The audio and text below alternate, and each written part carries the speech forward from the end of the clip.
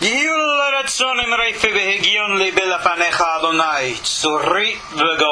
the words of my mouth and thoughts of my heart be acceptable before you, O God, my rock and my redeemer. Shalom, welcome all.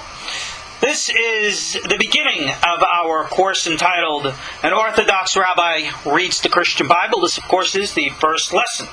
I'm your host, Ariel Bar Tzadok, and you will find me online at koshertorah.com. Now, before we even begin, I want to read to you something that I put together here, which is going to set the focus and direction of what this course is all about. I believe these things are important, and I am planning to read this as the introduction of every one of the lessons in this class so as to put things into focus. I've entitled this course, An Orthodox Rabbi Reads the Christian Bible.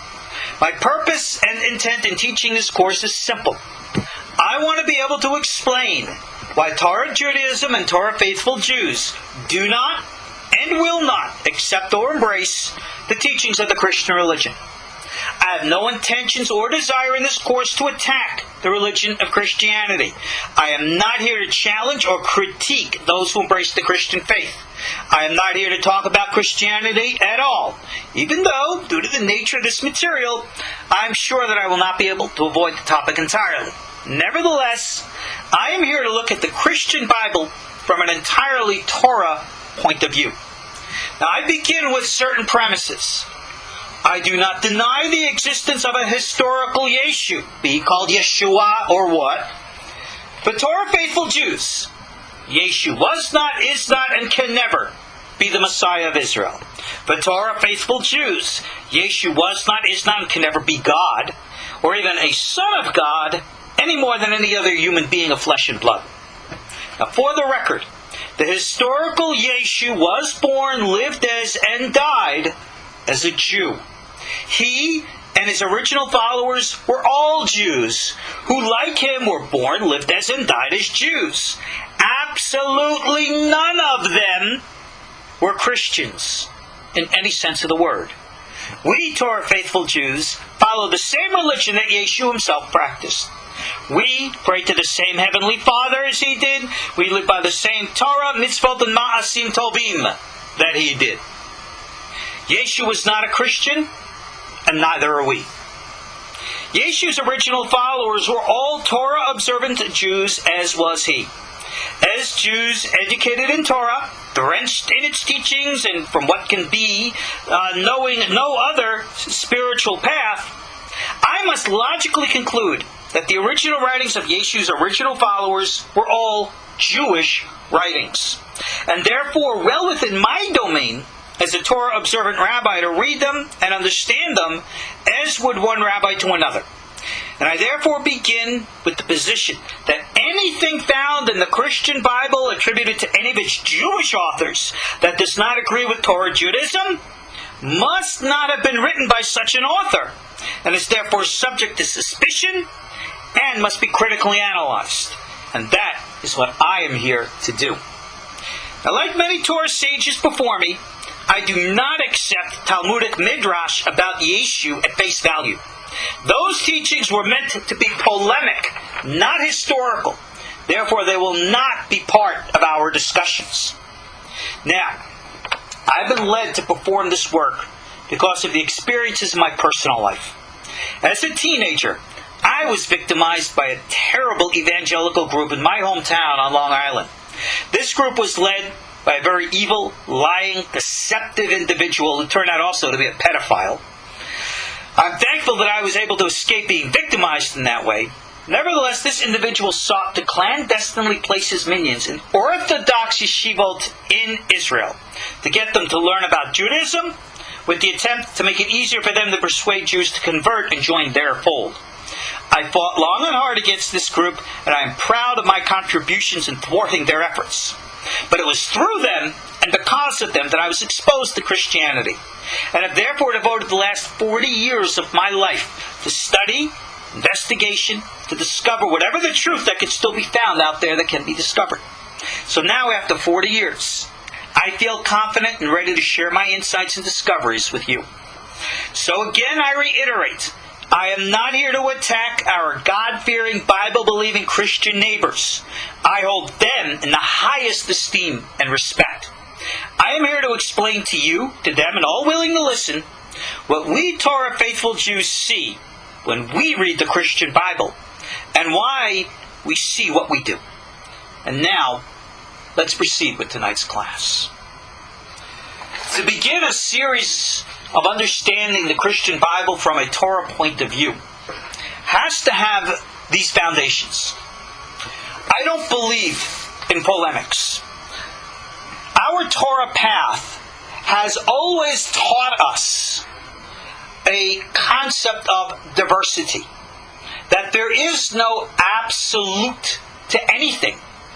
Any student of Torah and Judaism who's ever gone to a yeshiva and studied a Gemara, a Talmud, knows that there are always various opinions and views and ideas.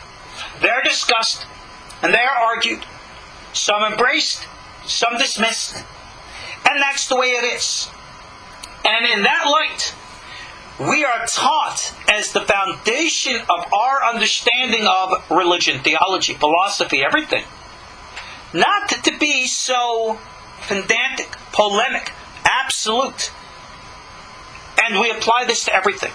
We apply this to our understanding of Scripture. We apply this to every element of our religious life.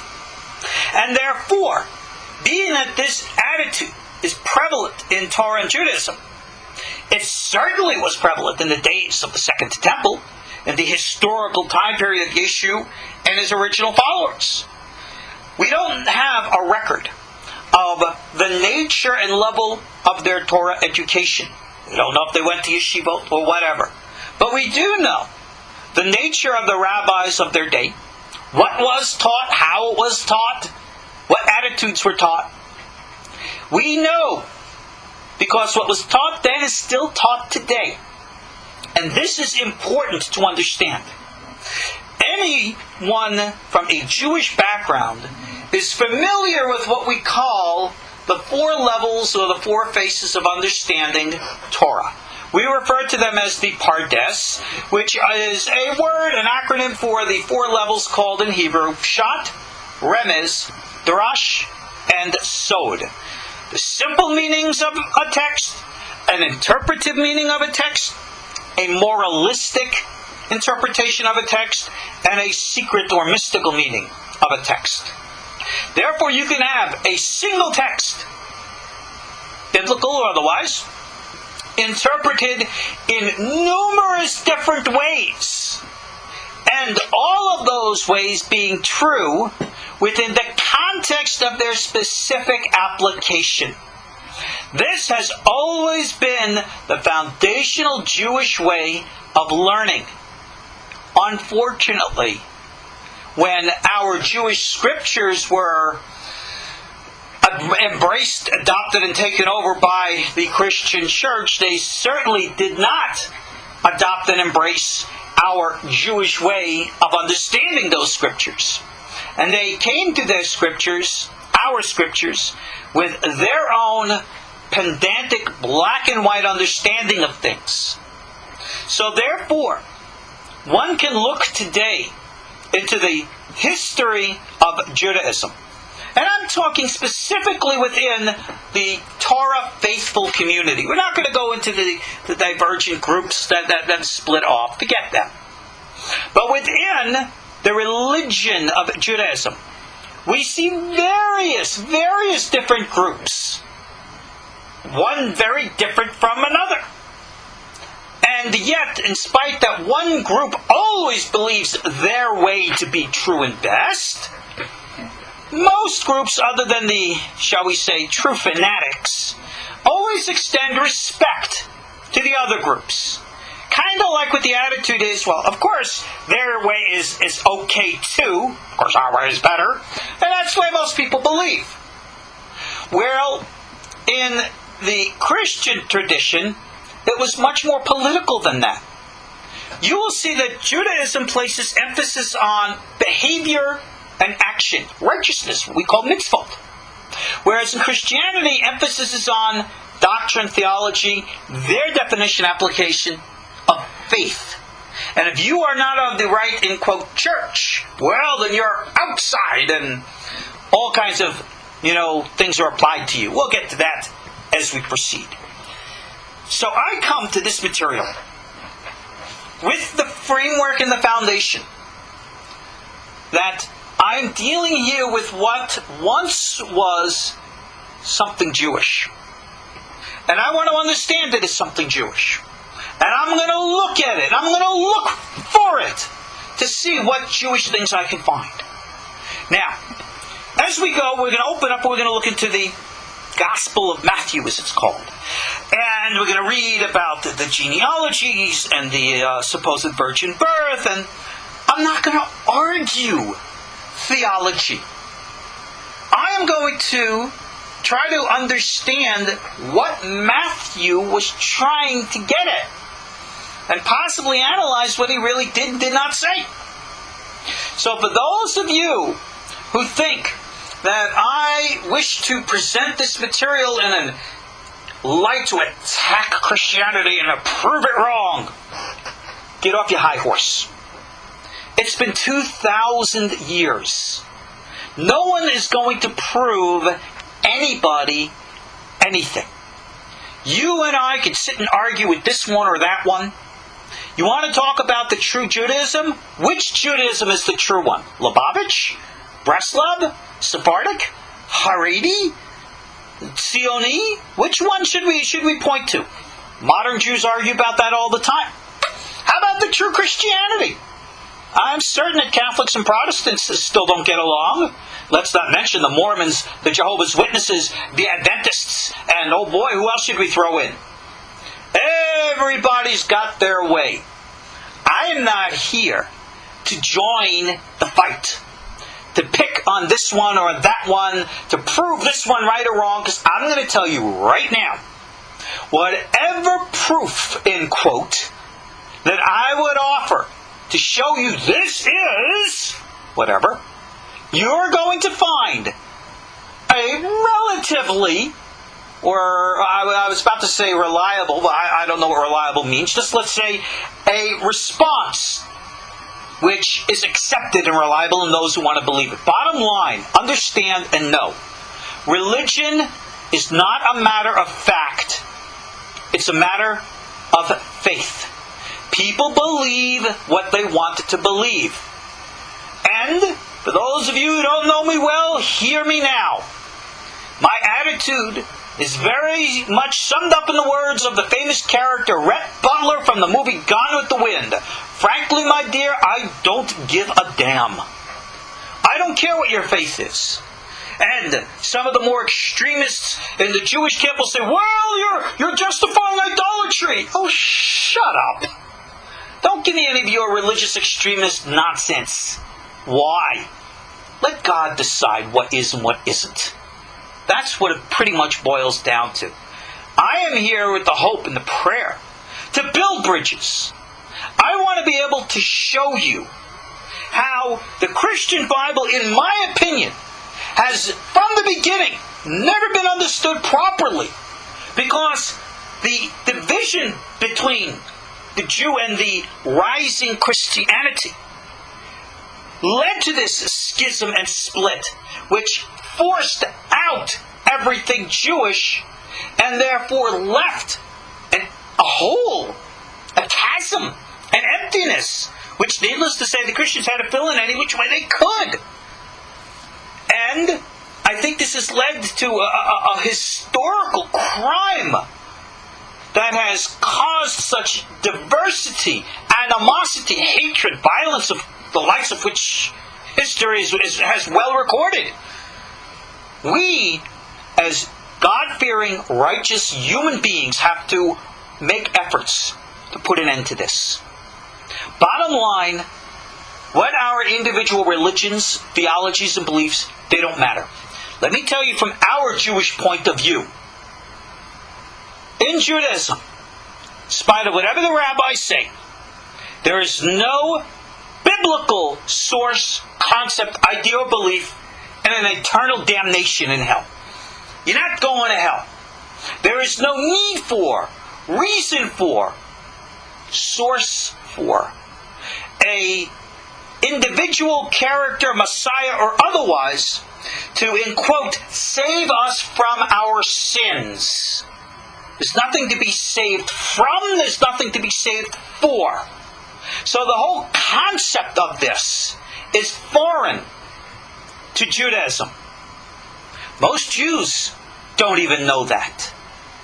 But I have to say that right from the beginning here. With regards to the character of the Messiah, you heard me state in my introduction, Yeshu could never have been the Messiah. Why?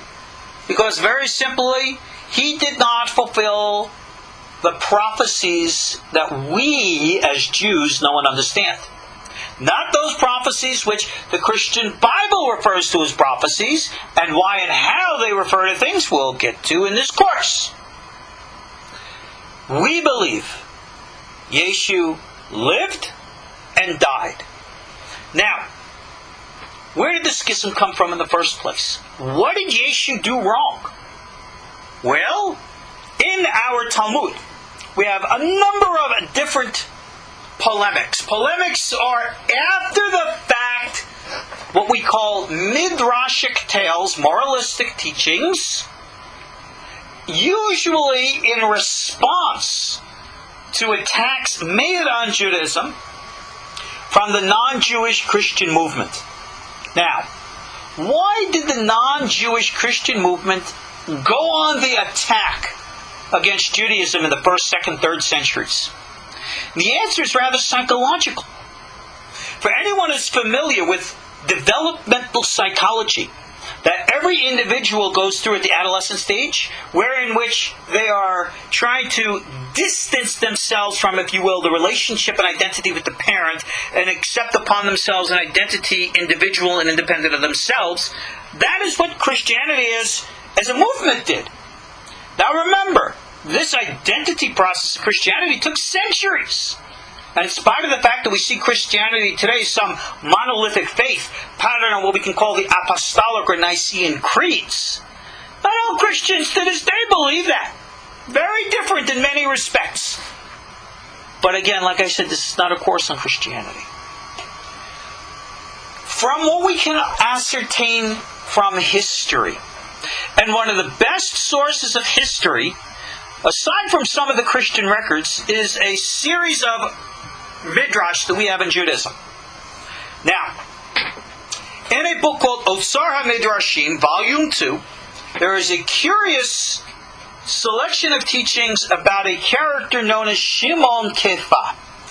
Shimon Kipah would usually be translated as Simon Peter.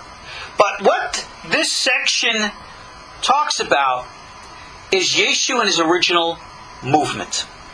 Now, it was said in this, and you go look it up, it's there, might even be on the web somewhere, that the original movement of Yeshu was actually political as opposed to religious, and that Yeshu was the head of a violent, extremist, zealot movement called the Notzrei Torah, or guardians of the Torah.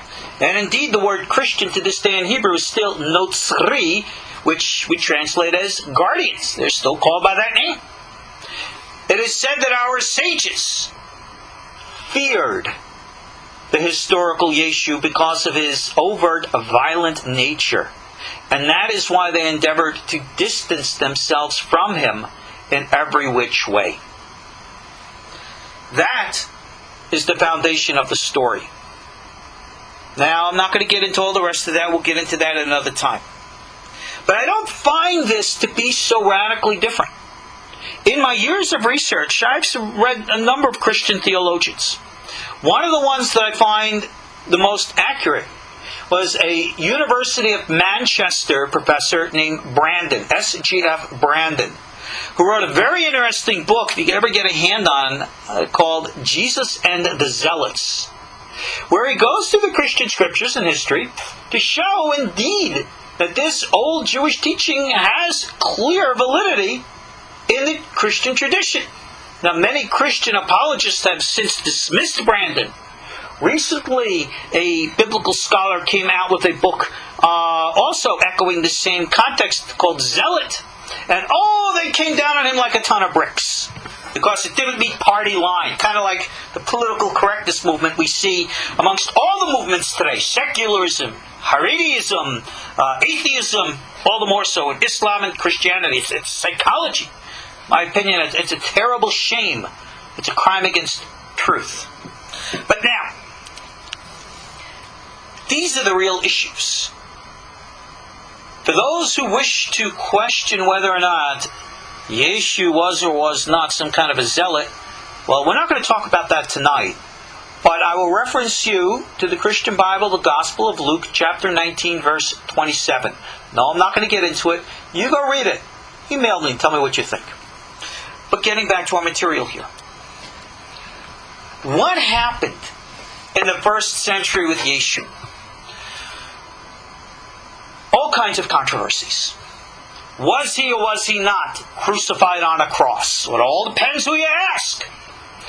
Was he or was he not born of a virgin? It all depends who you ask. These, again, are matters of faith. And absolutely no one here can prove or disprove anything about faith. Was he born of a virgin? We'll get into that in a minute. Alright? Needless to say, we don't believe so. But where then did Matthew get the idea of such a thing? You might be surprised. But let's open up. Let's go back. I've given enough of an introduction. Let's go into some material now and follow through and using our Talmudic mind of dissection, analysis, to look into this material to see what we can come up with. The Gospel of Matthew.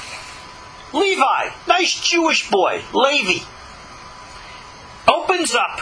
Now, I was asked many a time in email coming into this course, which version of the Christian Bible will I be using? Well, I've been told many a time by a Christian that the only Christian Bible that's authentic in their eyes is the good old King James Version. Okay. I don't necessarily find it the best translation, but I'll use it. So I have before me the Scofield Study Bible 3, published, a red letter edition, published by Oxford University Press, King James Version. So I guess that's about as Christian as it gets. Let's see what the book says. Number 1, the first opens up Matthew chapter 1, verse 1. The book of the generation of Jesus Christ, the son of David, the son of Abraham. Right away, I know something's not kosher here. Why? You know something? Many Christians, believe it or not, don't know and are shocked to discover there never, ever, ever, ever was any Jewish individual who ever lived on earth with the name Jesus Christ. You would think Christ, that's his family name. There was Mr. Christ, Mrs. Christ, Baby Christ, right? They had the cousin Christ, Uncle Christ. No. Yes, I got all these people in text here telling me Greek. Yeah, I know it comes from the Greek. I get it. But let's not be analytical with things everybody knows. When you read that verse, what is it saying to you? It's distancing yourself from the original Hebraic concept. Now, I have the missionary versions here. I got something here called the Jewish New Testament. Now let me just say for the record, there is no such thing as a New Testament, or for that matter, an Old Testament. Those are Christian terms which do not express Jewish values. There is a Jewish Bible and there is a Christian Bible. Nothing old and nothing new. They are different. Now, they we'll open up in this Jewish version to try to make things look more acceptable for missionary purposes. This is the genealogy of Yeshua, the Messiah, son of David, son of Abraham. Okay, I get that. Now, let's address one thing about names. Was the historical name of our individual Yeshu, Yeshua, Yehoshua, what? Which, what? Well, we're dealing in a time when people had Aramaic names. So we find those people common in that time. That if you had the name Yoshua, it would be very common for someone to have a name Yeshua or Yeshu. Our Jewish tradition says his name was Yeshu. Now, many people will say, well, that's not his real name. They said that because that's an acronym to make the three letters that spell it out a statement for may his name be blotted out and cursed. It's a curse. Well, that's a polemic. In other words, that's something that came after the fact, which really has no historical value on the issue. I have seen in the writings of Don Isaac Abravanel that he refers to Yeshu as Yeshua, so whatever. But our tradition refers to him as Yeshu, and therefore so do I. And now, the first thing that it says here is that Yeshua, the Messiah, son of David? Alright, I got a problem right now. And I got a big problem. Why? I cannot believe, I would actually say it's impossible for Matthew, Levi, to have written those words. I'm going to tell you my logic here. Levi Matthew, born a Jew, lived as a Jew, died as a Jew. Only knew Judaism. I'm sorry. Levi Matthew never read the gospel. He never studied the Pauline writings. He never went to church in his life. He only knew Judaism. And guess what Judaism taught about the Messiah? That he had to come, conquer the enemy nations, rebuild the temple. I mean, it's all prophesied there what the Messiah is going to be. Don't give me any of this first and second coming talk. That came centuries later after the fact, which Matthew Levi would not have thought about, would not have known. He would have thought, like any and every other Jew of the time, that the Messiah was kind of like David, a Maccabee, or someone similar who is involved with what the, in quote, Messiah is to be. The reconstitution of the Davidic monarchy and the reestablishment of the Jewish kingdom, throwing off the Roman yoke. That is what a Messiah was in those days. Now, according to every record, and I don't see why to doubt it, this book of Matthew, possibly by Matthew, was indeed written after the fact, meaning after the episodes described therein.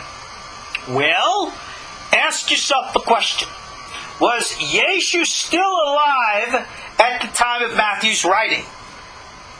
Well, the chances are, if he was, because there are those who claim, very interestingly so, that Yeshu never obviously died on a cross, did not go up to heaven, but according to other sources, the Jesus scroll, if you could ever find a copy of it, they claim that Yeshu actually continued the zealot insurrection, started the Roman zealot war, and eventually ended up committing suicide with the others at Masada.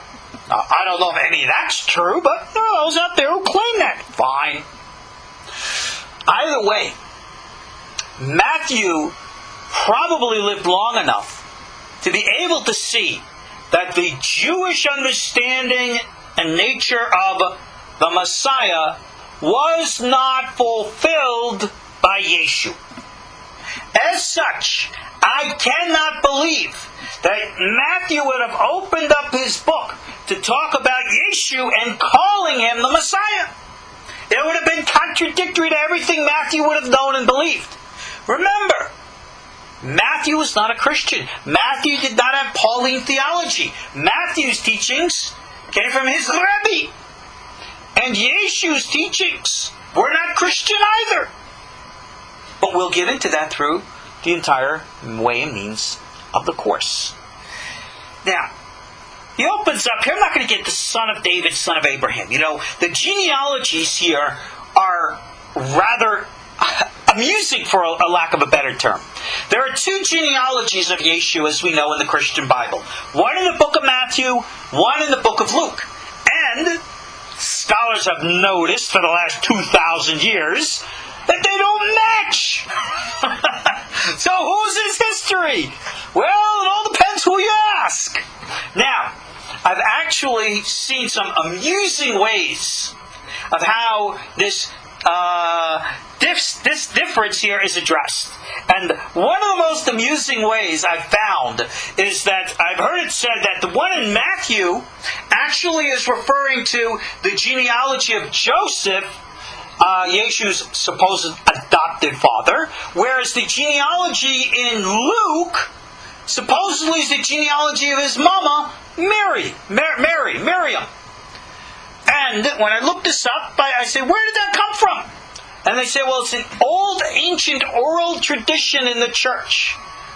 And I use the Talmudic term, salkadatach. For those of you who know your Talmudic Aramaic, salkadatach. You have exposed yourself. You've revealed. You accept the concept of an oral tradition?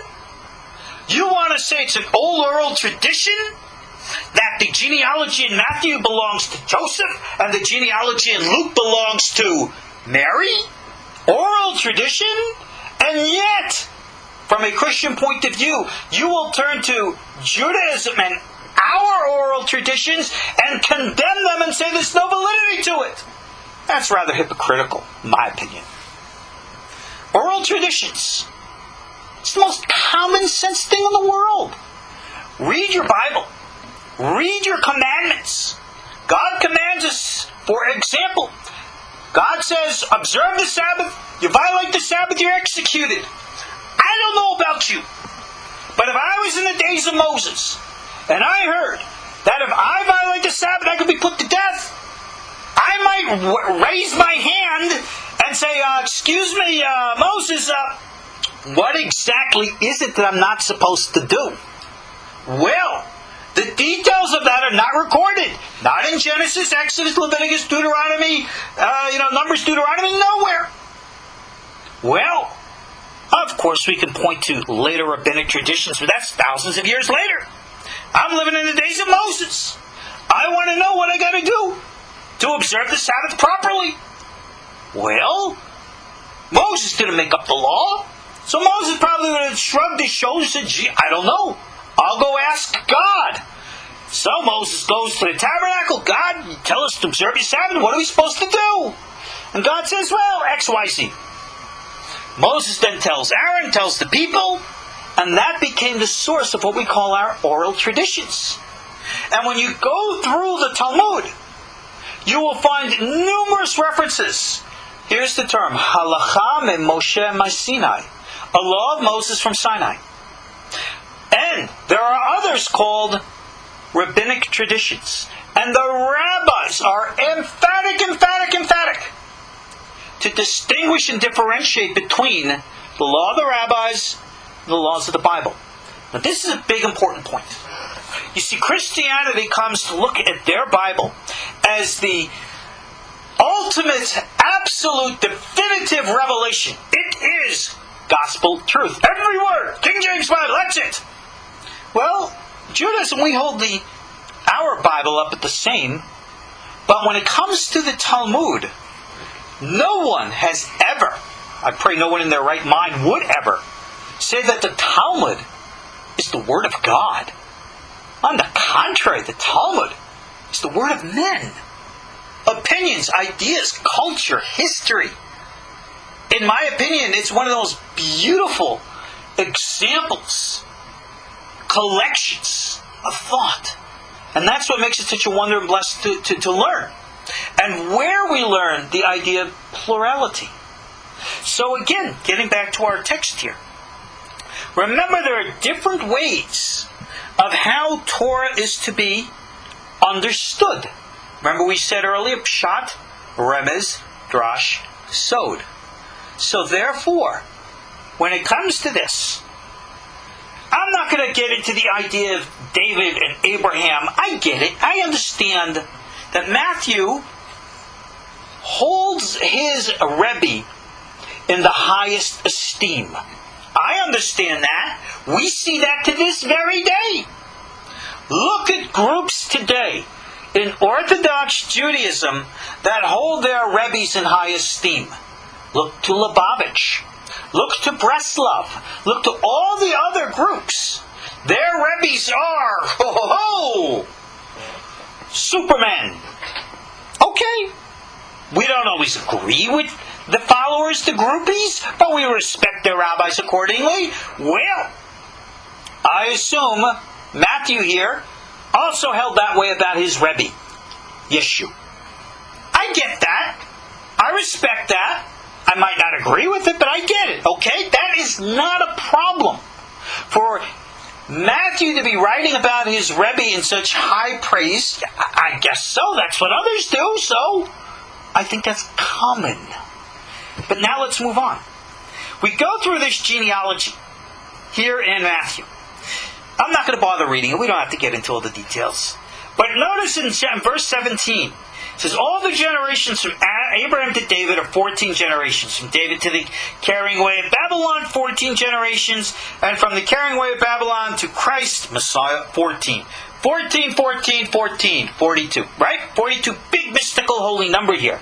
14, very important number. For those of you who are familiar with even Jewish law or Kabbalah, 14 is the numerical value for the word hand. Okay? It's said to be a symbol. It is said to be like a banner. The name of the Holocaust memorial is Yad Vashem, meaning hand and name. So the hand is always considered to be like a sign. When Maimonides wrote his famous code, he wrote it in 14 sections and he called it the Yad Chazakah, the strong hand. He always speaks in the book of Exodus about the hand of God. So, I understand what Matthew is getting at by referring to these 14 generations. Now, here's an interesting point. You go study the genealogies. Go back into Chronicles. Go back into Kings. Guess what? Matthew made a couple of little oopses here. In that certain names are left out. Certain names were wrong. Oops. I don't know what that says about the infallibility of the Christian Bible. Do we have oops in there too? It doesn't matter. Matthew was not trying to be literal, as modern Christians believe everything in the Bible is. No. Matthew was like a Jew. This is how I recognize this. He's thinking like a rabbi, which is to talk midrashically. Midrashically means allegorically, morally, ethically. It doesn't matter if there's 14 or not 14. You slump it to make it look like 14. Why? Because he's trying to prove a point. To elevate the memory of his rebbe. I get that. So, if you look into the genealogies, you'll find that even Christian authors comment. They try all different kinds of ways to synthesize, to answer how the genealogy differences all fit together. Whatever. I'm not here to argue that. Like I said, that's not important to me. I want to understand why this 14 was so important to Matthew. And I understand right from the start, he is not trying to be literal. He's thinking almost like a Talmudic rabbi to be midrashic, symbolic, metaphorical, to emphasize morals and ethics as opposed to history. These guys were not historians. Even our Jewish Bible wasn't written to emphasize history. That point has been lost to the non-Jewish church because they never understood the psyche and the psychology of the original Judaic authors. Now, I get that.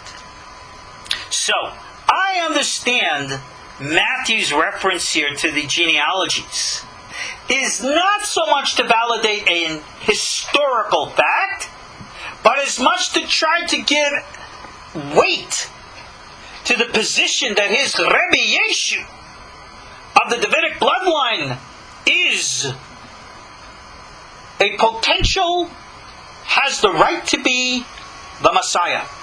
Now, what does the Messiah do? No, he's not going to save you from your sins and save you from hell. The Messiah is a king, like David. The Messiah, in Judaism, has the authority, the responsibility, the right to call you to pick up arms and to fight for him, to die for him, to conquer the enemies of Israel, and to reestablish the kingdom. So therefore, to call you a Rebbe Messiah is a declaration of war. You are saying, my Rebbe has the authority of government, and therefore the authority, and you have the authority to listen. He's not just picturing him here as a religious leader. The Messiah was never a religious context. It was a political one. So for Matthew to smudge the genealogies to make it fit in with all these symbolic numbers here is a subtle statement. Remember, his book, from what we understand, was originally written in Aramaic to the original followers. And the original Notary movement was around for a long time. And as such, this teaching must have struck deep. Because this is what their entire message is all about. To try to elevate Yeshu into being accepted politically. He was a combination, if you will, in modern analogy, to the Notori Karta and Meir Kahane movement. Can you imagine if you put those two together and you had a rabbi come up? Today, I am of the bloodline, and I hereby command all of you to pick up arms. Follow me. Well, the religious community might be very well compelled. That's exactly what was happening then. You see echoes of that in that old Midrash that I quoted to you earlier. You see a lot of this in Brandon's work and in others. I am certain that this was the historical truth of the original movement. So, modern Christianity is a religion. It has its faith. As long as the people are righteous, moral, and decent, we embrace them as our neighbors and brothers. I don't care what they believe. We stand together in righteousness. But we're not here to attack. But we look at history. Because they turn to us and say, well, look, for thousands of years our religion says it's an either or, black and white. You got to accept us or you go to hell.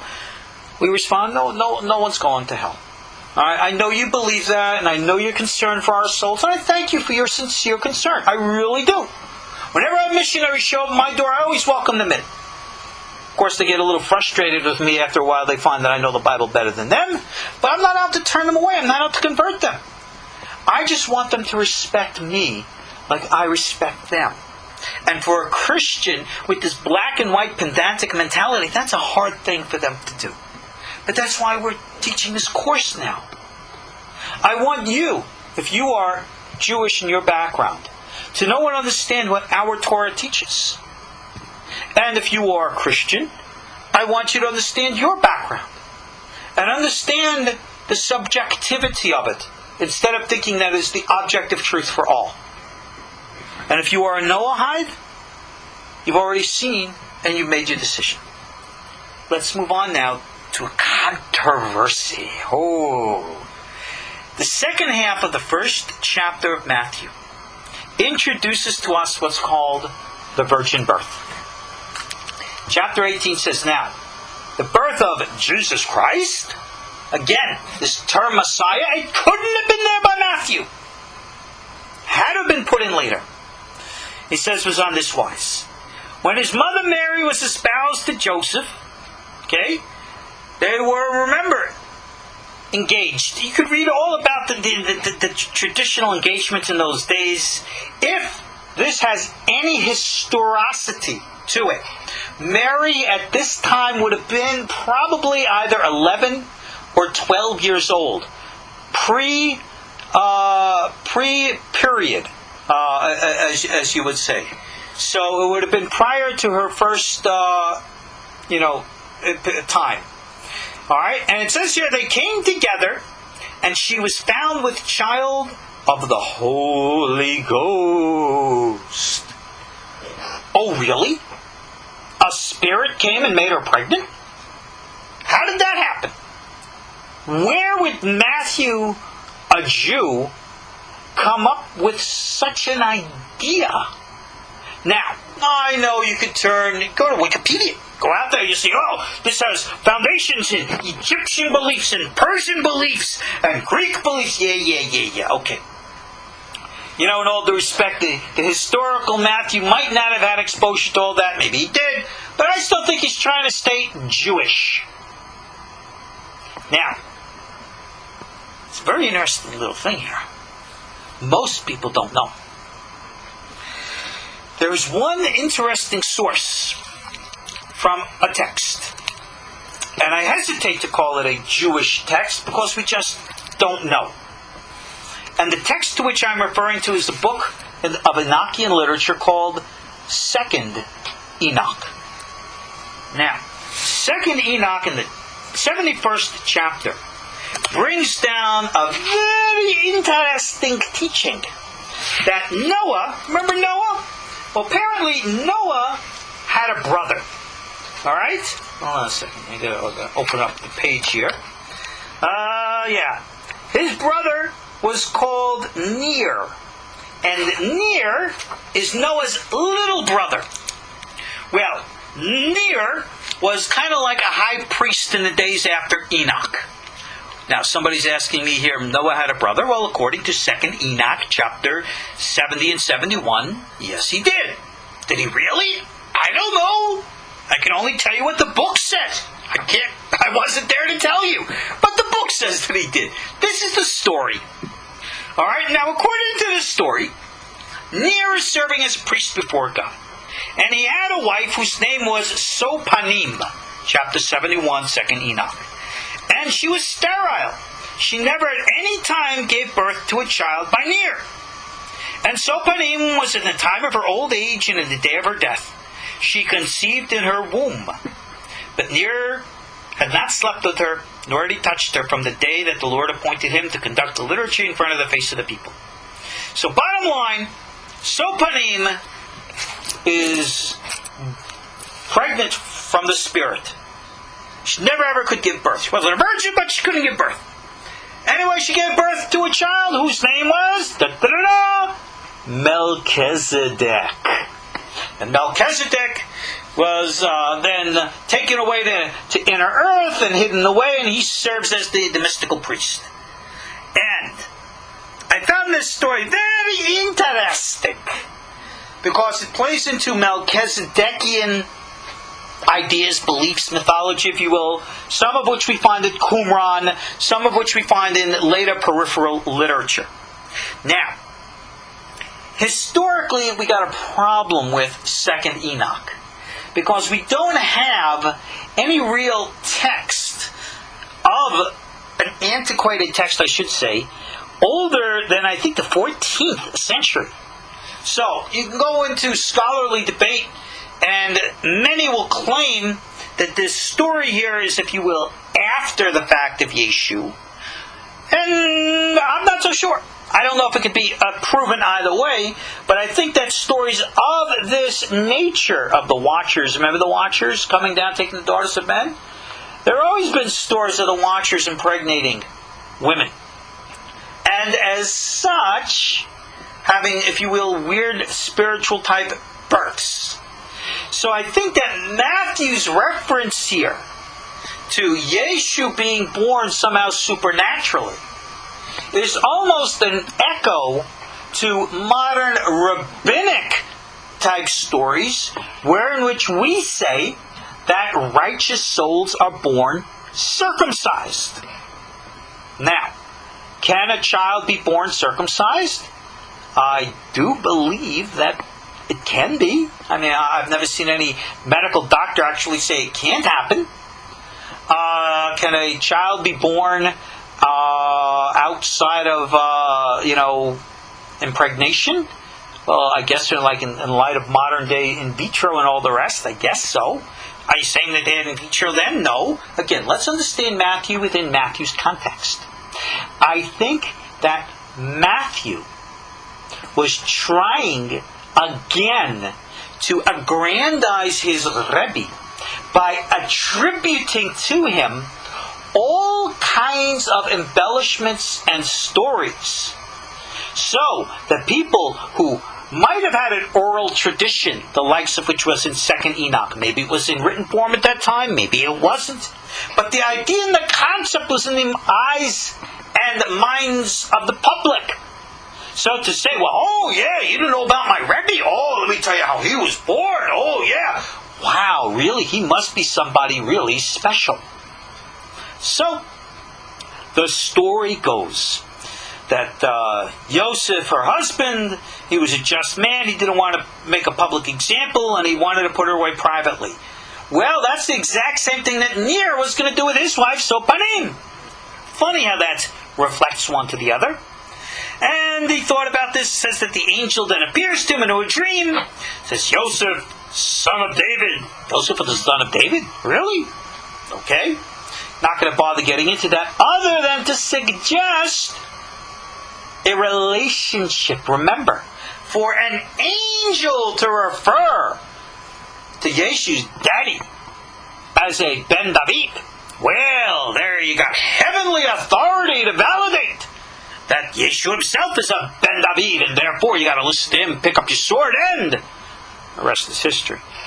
Moving right along. Don't fear to take Mary. She's conceived by the Holy Ghost. The heck is a Holy Ghost? Well, of course, Matthew knew the Nicene Creed. He knew the Apostolic Creed as an apostle. He wrote it, right? I don't think so. Matthew did not think in Greek philosophical terms of a Trinity, a Father, Son, and a Holy Ghost. Now, God is one and His name one. Now, I've actually seen from certain anti-Kabbalistic circles, they say, well, doesn't the Kabbalah speak of a diversity in God? The Christians have their Trinity, and the Kabbalah speaks of the 10 Sefirot. So God is 10. Well, if you're going to misunderstand Kabbalah, I guess you would say that.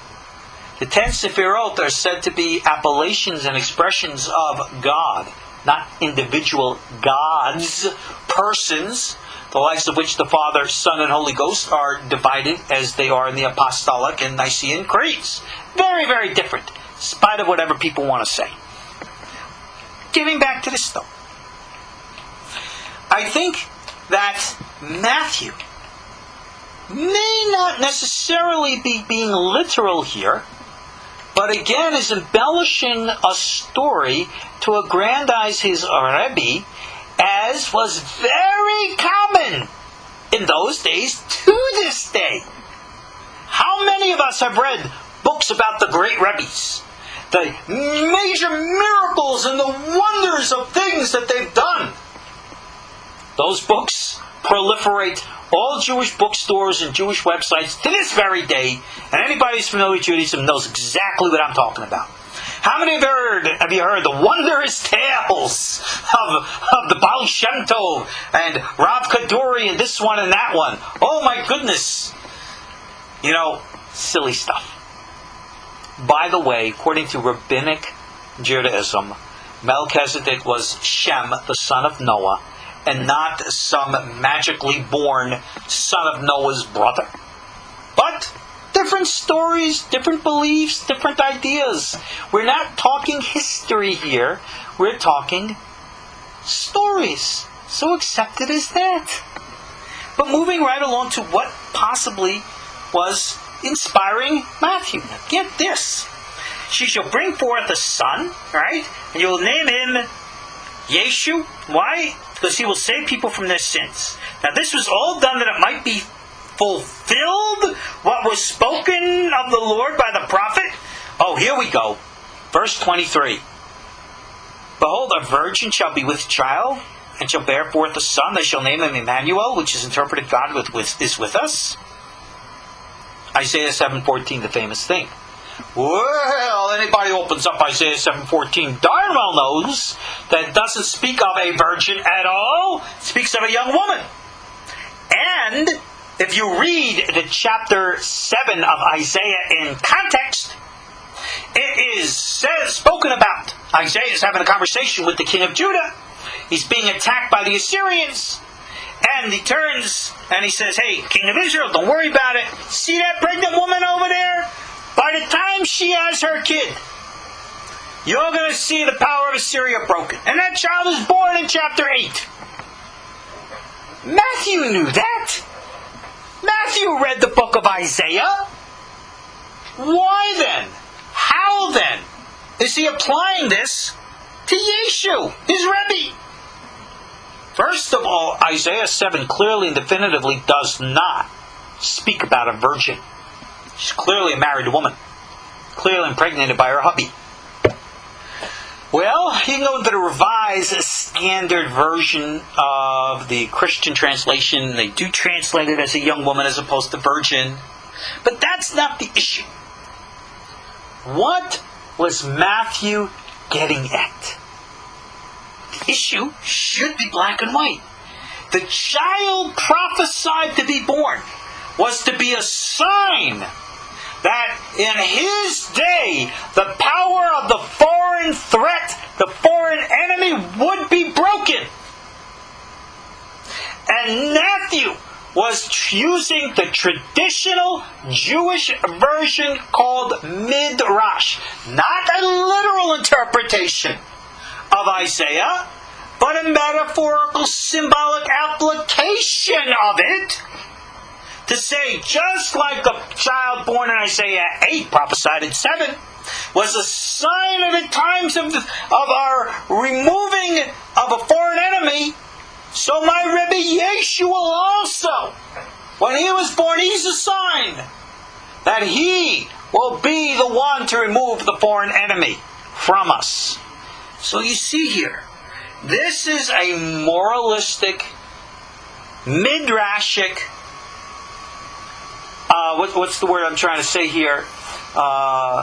Interpretation that Matthew applies. If we were sitting here with Matthew, literally, and he's writing these words, and his rabbis would say, what are you writing? He'd look up to you and just say, Midrash. And every other rabbi that would have understood, oh yeah, of course. There was never a reference here to a virgin birth.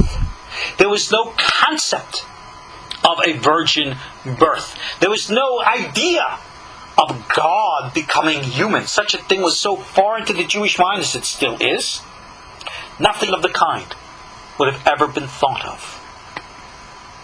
Now, you want to take this one step further?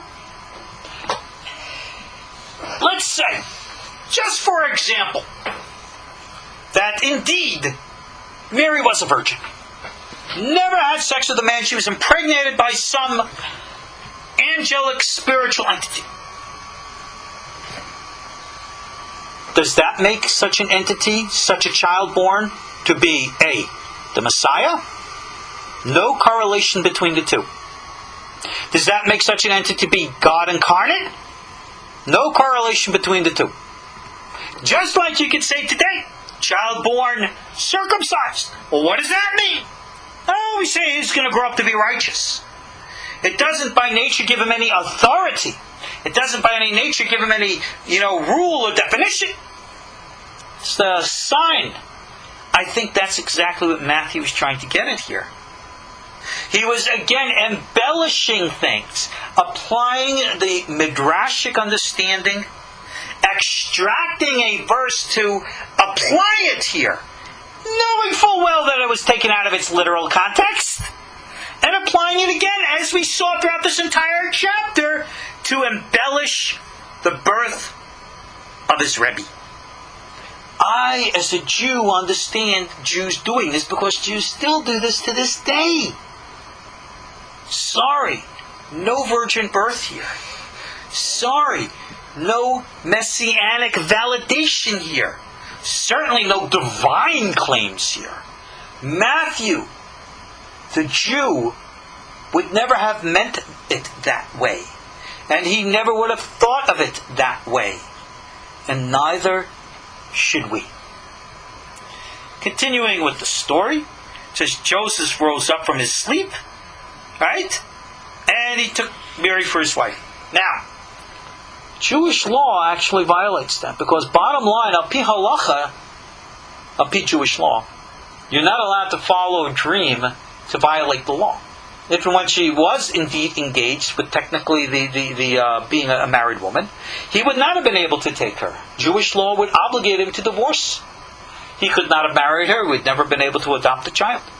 Now, of course, there's polemics, Jewish polemics, which wanted to state that Yeshu was actually the son of a Roman soldier, etc., and so on, Pandira and the like. True, false? I mean, how do you know? How do you know or not know? It's, to me, an irrelevant point who his daddy was. Whether it was Yosef, whether it was Pandera. To the best of our knowledge, God doesn't come down and shtup, human chicks. That's the kind of thing like Zeus would do. That's what I saw in all these Greek mythology movies. So anyway, I understand that within the context. And, interestingly, if you look at the verse, it says, the child would be named Emmanuel. That's what Isaiah says. But yet they named him Yeshu. Well, gee whiz, if that verse in Isaiah was to be applied, how come they didn't name Yeshu Emmanuel? That's another thing. But anyway, I hope that we have set the foundation here of trying to understand Matthew, Yeshu, and everything within a context that I hope will expand our understanding of where Christianity comes from, what the original teachings were. And we didn't even get into the Ebionite Nazarene stuff, which we will, because we ran out of time, and I gotta call it a class now. But we will continue with this, God be willing. We're going to go in through different elements and aspects of Matthew. And I pray we will continue to expand on these topics and discuss more. So, I want to thank you all for joining me. And I hope that I will see you all in our next class. Let me wish you good night. God bless. Shalom.